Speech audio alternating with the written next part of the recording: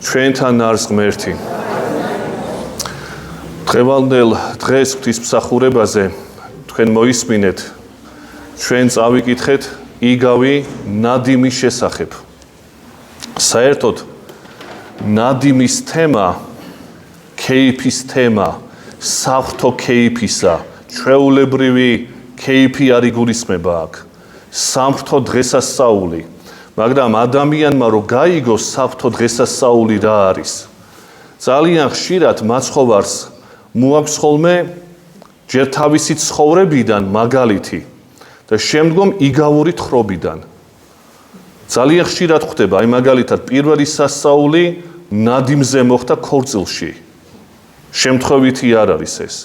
იმიტომ რომ ქორწილი ამ შემთხვევაში კი ნამდვილი ამბავი იყო გალილეის კანაში, მაგრამ სიმბოლო არის ღვთის სასუფევლისა ქორწილი. ადამიანის გულის, სულის და ღმერთის ქორწილია გამოხატული ამაში.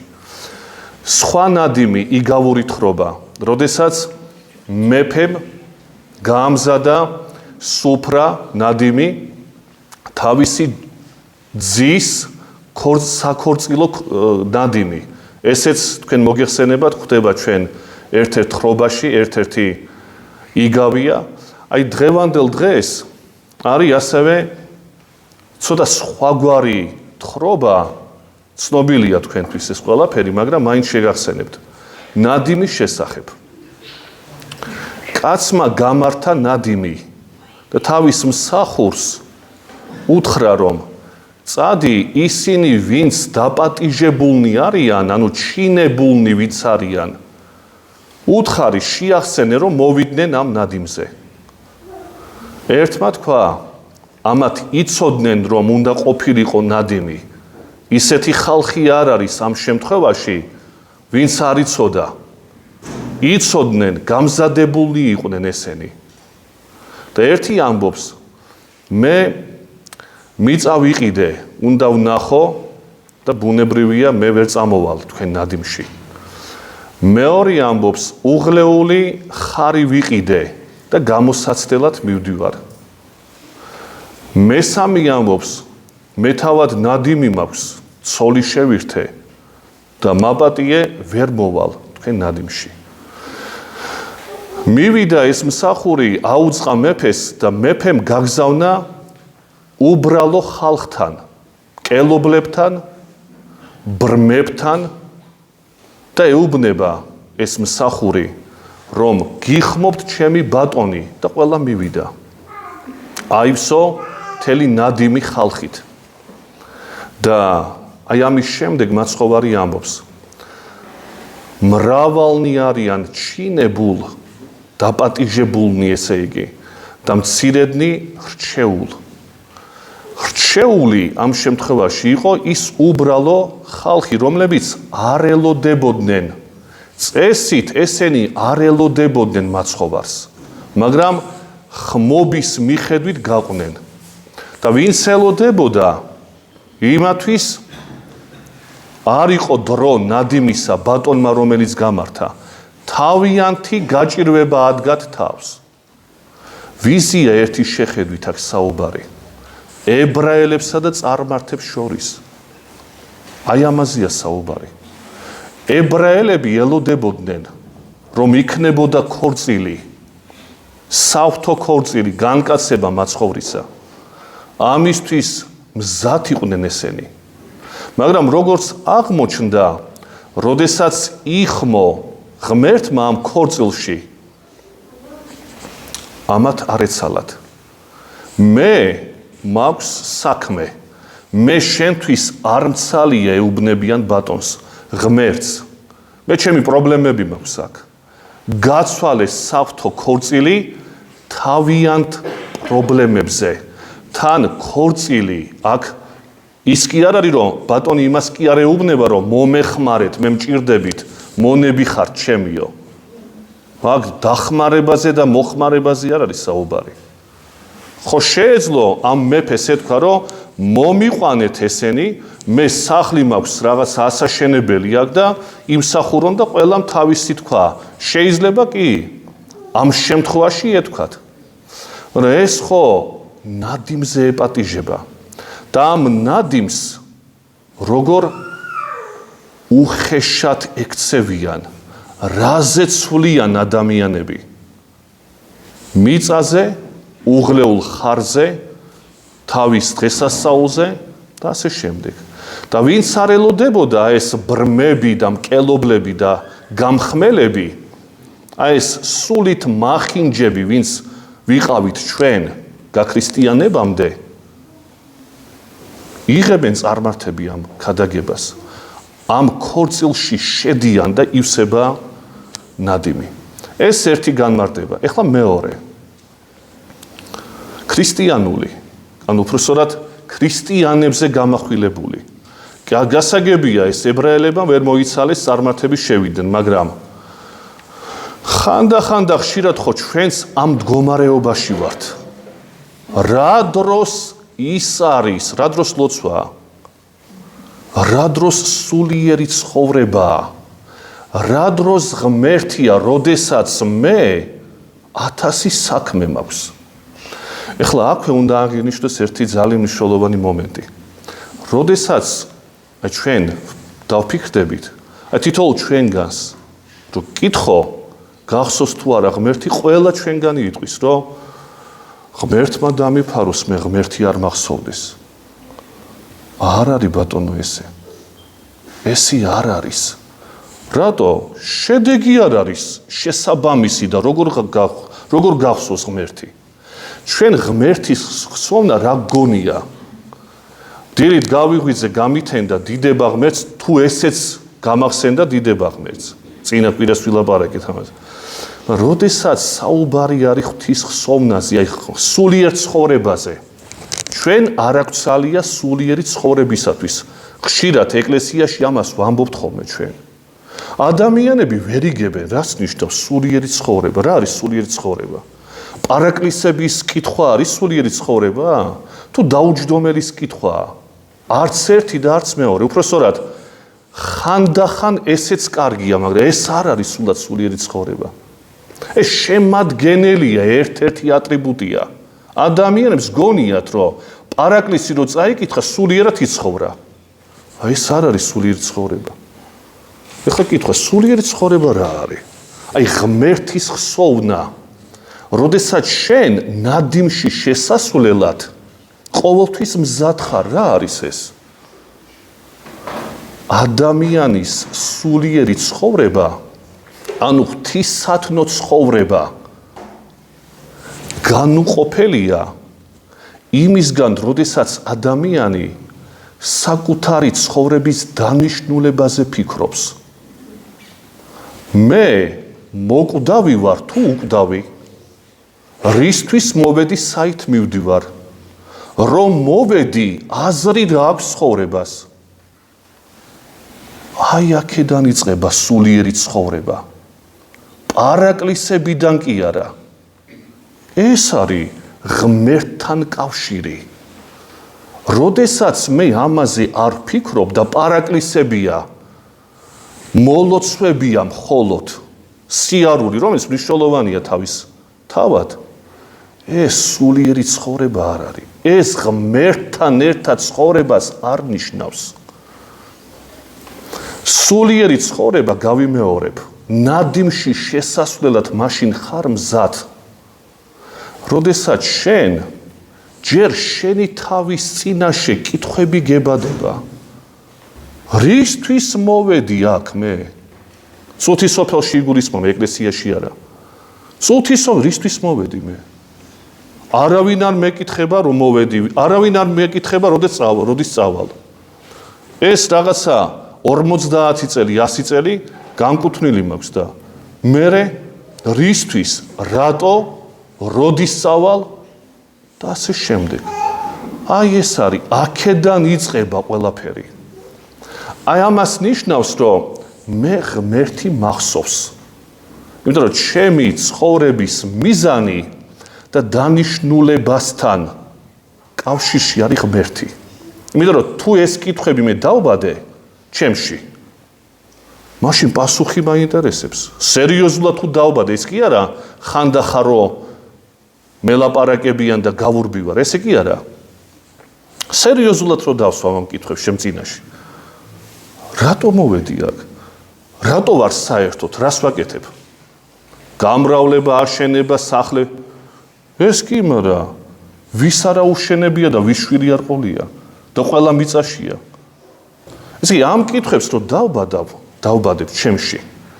აი მაშინ პასუხიც მაინტერესებს და პასუხი სერიოზულად გასაცემი ამ კითხვებზე არ არსებობს თუ ღმერთთან არ მიხვედი. ამას მთელი პასუხისმგებლობით ვამბობ. არ არსებობს. უბრალოდ მაინტერესებდა არსებობს თუ არა. არ არსებობს დედამიწის ზურგზე ამაზე პასუხები თუ კი ღმერთთან არ მიდის ადამიანი. აი ეს არის სულიერი ცხოვრება, ჩემო ბატონო. და მერე უკვე ღმერთთან რომ მიხვალ ნადიმისთვის მზად რო ხარ, აი მერე ფასობს ეს პარაკლისებიც და დანარჩენი ყველაფერი. თუ გონზი არ ახარ მოსული, შენ ღმერთისთვის არ გცალია და ბუნებრივია რომ ვერ მოიცნი, იმიტომ რომ ეხლა რა თმინდა ეს რა ხარუხი მაპატიეთ ლოცვების სიტყვისა, სადაც ვერაფერი ვერ გამიგია. და როდესაც მე ყანა მაქვს გასათოხნი, ეხლა რა დროს აი ეს პარაკლისია და ბუნებრივიც არის, იმიტომ რომ ადამიანი გონზი არ არის ჯერ მოსული. ამას არ ესმის რა არის ეს პარაკლისი. და მისთვის ეს სიტყვები ლოცვისა უწმინდესი სინამდვილეში არის რა ხარუხი და მეტი არაფერი. იმიტომ გამოფხიზლებული არ არის ეს კაცი და მაგიდო. ასე რომ სულიერი ცხოვრება იწყება იქ, სადაც კითხვებს სვამს ადამიანი საკუთარი თავის წინაშე. აი იმ კითხვებს, რომელიც ჩამოვთვალეთ. და ღმერთს რო ეძებს, პირველ რიგში ღმერთი უნდა ვიპოვო მე. ყანა და ხარები და ჩემი ქორწილი კი არა. მე ღმერთის ნადიმი მჭირდება ჯერ. ეს უნდა გადავწყვიტო პირველ რიგში ცხოვრებაში. ეს რომ არ ვიცი და არ ვეძებ, ბუნებრივია, ხარი უფრო მნიშვნელოვანია, მიწა უფრო მნიშვნელოვანია, სახლის აშენება უფრო რეალურია, რეალისტური ფასეულობაა, ვიდრე ის ნადიმი, სადაც ღმერთი გელოდება შენ. ამიტომაც ადამიანები ამას ვუარყოფთ. ებრაელებმა რო უარყეს, გასაგებია, უარყეს და არ უნდათ, მაგრამ ქრისტიანებიც სხვა დღეში ვარ ჩვენ. სანამ გონზი არ მოვიდა კაცი, ცხოვრობს ასეთ მდგომარეობაში.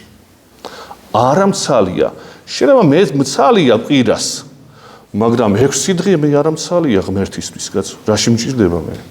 აქ შვილებია, აქ 1000 რაღაცეებია და ნადიმში უნდა რა დროს ნადიმია ღვთისა, კაცო? აქ ნადიმი არა მაქვს, 1000 პრობლემა მელოდება მე. და ამასთან დაკავშირებით ძალიან საინტერესო ერთგვარ წინაპირობას ხვდებით ძველ აღთქმაში. აი მაცხოვარმა თქვა რამოდენიმე იგავი ნადიმთან დაკავშირებით. თვითონ ნადიმში აღასრულა თავისი პირველი სასწაული, ეს თქვით. მაგრამ ეს შემთხვევითი სულაც არ არის, რომ ნადიმს ადარებს ღვთის სასუფეველს. ერთგვარი გზის გაგრძელებაა. ძველ აღთქმაში, აი თქვენ თუ გაინტერესებთ, რომ მიბრძანდებით სახლში, წაიკითხეთ. არის ძველ აღთქმაში ასეთი წიგნი.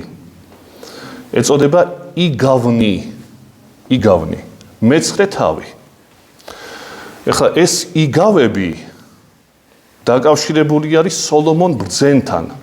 სოლომონ ბრძენმა რამოდენიმე წიგნი დაწერა და ტრადიცია გვეუბნება, რომ მისი ავტორობით არის ეს მოღწეული ჩვენამდე. სიბრძნე სოლომონისა ალბათ გაგიგონიათ. იგავნი სოლომონისა, ეკლესიასტე, ქებათა ქება და კიდე სხვა. აი ერთ-ერთი მისი შრომა არის იგავნი და საინტერესო თხრობა აქვს სწორედ ნადიმთან კავშირში. მეცხრე თავი, 6 მუხლია სულ, მერე გრძელდება კიდე სხვა თხრობები, მაგრამ აი იწყება ასე. სიბრძნე მან იშენა თავისა თვისისა სახლი. ძველ ქართულად ესია, მაგრამ თანამედროვე ქართულით ვთქვათ, რომ უფრო გასაგები იყოს ტექსტი. სიბრძნემ აიშენა თავისთვის სახლი და გაშალა ტრაპეზი, დაკლა საუკეთესო ცხოველები. განაზავა ღვინო, მოიტანა პური და უთხრა თავის მსახურებს. წადით მოქალაქეებთან და უთხარით. და აქ არის ძალიან საინტერესო. ეს მოქალაქეები როგორები არიან ამ იგავთა წიგნის თანახმად, თუ მაცხოვრის იგავში ეს მოქალაქეები დაკავებული ხალხია, სოლომონის მიხედვით ესენი არიან ბრიყვნი და უჭკუო ადამიანები. და ესე იგი მსახურებს ეუბნება სიბრძნე. წადით მოქალაქეებთან და უთხარით, ბრიყვნო და სულელნო უჭკუონო, მოდით შეავსეთ ეს ტაბლა, თქვენთვის არის გამზადებული და დალიეთ ჩემი განზავებული ღვინო, შეჭამეთ ჩემი პური და ნუღა იქნებით უმეცარნი და ბრიყვნი, ჭკუით აღივსეთ. აი კონტექსტი ასია. პირდაპირ უწოდებს სიბრძნე. სიბრძნე ამ შემთხვევაში არის ძეღმერთის სიმბოლო. აი როგორც მამის სიტყვა ხო არის ძეღმერთი, მამის სიბრძნე არის ძეღმერთი ასევე. ძველად თქმაში სიბრძნე არის ძეღმერთი, რომელიც გზავნის, რომ მოიყვანეთ ეს უგუნურები. რატო არიან ახლა ეს ადამიანები უგუნურები?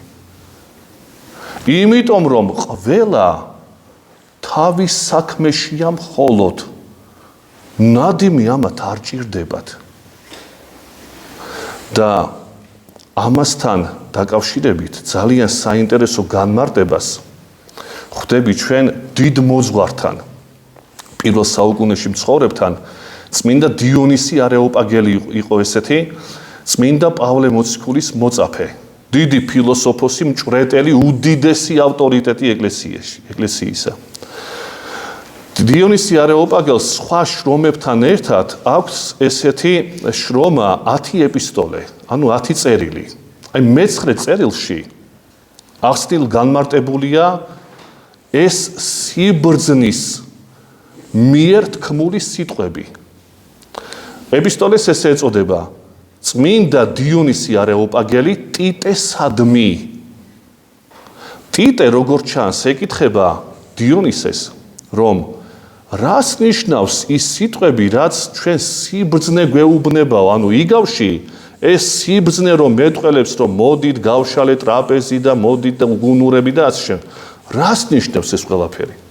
ან ის რას ნიშნავს განზავებული ღვინო, ან პური, რომელიც გამოაცხო სიბრძნემ, რას ნიშნავს ეს? და წმინდა დიონისე ეუბნება. ღვინო ისმევა მრგვალი თასიდან. სიმრგვალე არის დაუსრულებლობის სიმბოლო. დაუსრულებელი მხოლოდ და მხოლოდ ღმერთია. წმინდა დიონისეს განმარტებას ვამბობ, ჩემსაც არ ვამბობ ამ შემთხვევაში. შესაბამისად, ამ სიმრგვალიდან, ანუ ღმერთიდან უნდა ვიკვებებოდეთ ჩვენ. რას ნიშნავს მტკიცე და რას ნიშნავს მტკიცე საზრდელი და რას ნიშნავს განზავებული ღვინო? მტკიცე ეძლევა ისეთ ქრისტიანს, რომელიც არის უკვე ზრდასრული სულიერებაში.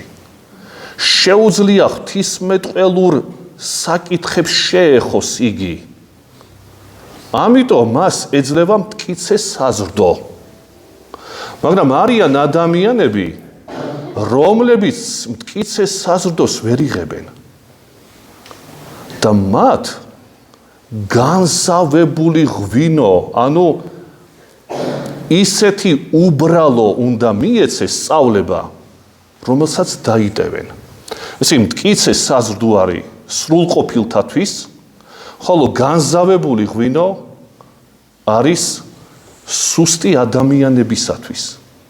მაგრამ ეს ორივე კატეგორიის ხალხი, მტკიცეებიც და მერყევნიც ხმობილნი არიან ღვთის ტრაპეზზე. იმიტომ რომ ორივე ეპატიჟება სიბრძნე და აგზელებს წმინდა დიონისე. რატომ ეწოდება ღმერთის ტრაპეზს ნადიმი? იმიტომ რომ ღმერთი მთვრალია. და გაჩერდები კაცი. რა ღმერთი მთვრალია? რას ნიშნავს ღმერთი მთვრალია? და აგზელებს წმინდა დიონისე, ჩვენი სიმთვრალე ადამიანთა გონებისა და გრძნობის გათიშვას გულისხმობს. ხოლო ის საღვთო სიმთვრალე ღმერთი რო არის მთვრალი, ეს არის იმის გამომხატველი, რომ ღმერთის წიაღში არის ზეჭარბი ნეტარეულობა. აი მამებმა რომ ვერ გამოხატეს, რომ ვერ გადმოსცეს, როგორ უნდა გაეგო ადამიანებს ნეტარეული წიაღი, ყველაფერი გამოიყენეს, რომ სახე სიმბოლოებით გამოეხატათ მაქსიმალურად რა არის ღმერთის წიაღში ყოფნა ადამიანისა. ამ ნადიმის თამადა ღმერთია და თვითონ თამადა არის მთვრალი საღვთო ნეტარეულობით. ესე იმ გაგებით კი არა რომ რა კარგია ლოთობა, ეს კი არა სასაუბრო. უბრალოდ ჩვენთვის რომ გასაგები ყოფილიყო, მეტი სიმბოლო და სახე ვერ გამოთქვეს მოძღვრებმა და წმინდა დიონისი ამბობს. აი ამ საღვთო სიმთვრალეში გვეპატიჟება ღმერთი, ანუ იმ ზეჭარბ ნეტარებაში გვეპატიჟება ღმერთი. და ეუბნება და რატო ვინც მიდის, რატო სხედან იქ, რატო ქეიფობენ? იმიტომ რომ ქეიფი მუშაობის ადგილი არ არის. ეს არის მოსვენების ადგილი. აი ნადიმი წმინდათათვის არის ის მოსვენებულობა ზეჭარბი ნეტარებით, რაც ღმერთმა მისცა მათ. იქ არ ამუშავებენ მათ, იქ მხოლოდ ნეტარებენ ესენი. რატო? იმიტომ რომ მუშაობა, შრომა გასიეს სამწუთი სოფელში უკვე. ამათ იქ შრომა აღარ ჭირდებათ. იქ მოსვენებულობაა. აი როგორი საინტერესო სახე სიმბოლოებია მამებთან გამოყენებული, რომ ადამიანებს აუხსნან რა არის ნეტარი ცხოვრება ღმერთთან და მზად ყოფნა იმ ნადიმში მისასვლელად, რომელიც არის სიმთვრალე სულიერი გაგებით. დაგლოცოთ ღმერთმა და მოგცეს უფალმა აი იმ დიდი ღვთისმეტყველების, რასაც წმინდა დიონისე, არეოპაგელი და კიდე სხვა მამები გადმოგცემენ, შეძლების დაგვარად მოგცეს ღმერთმა ამის გაგება. მრავალ შობა ახალ წელს დაგასწროთ ღმერთმა ოჯახებთან ერთად და იმედია მომავალ წელსაც აქედან მოგილოცავთ კვლავ ახალი წლის დადგომას და შობას რატო ვამბობ ამას? იმიტომ რომ ყველაფერი წარმავალია, ყველაფერი მოკვდავია და ღმერთმა მოგვასწროს კვლავ მომავალ წელს აქედან ერთად ჯერ ლოცვა და მე ერთმანეთისადმი მილოცვის აღვლენა. ჯვარი დაგიწროთ უფალმა, გაიხარეთ.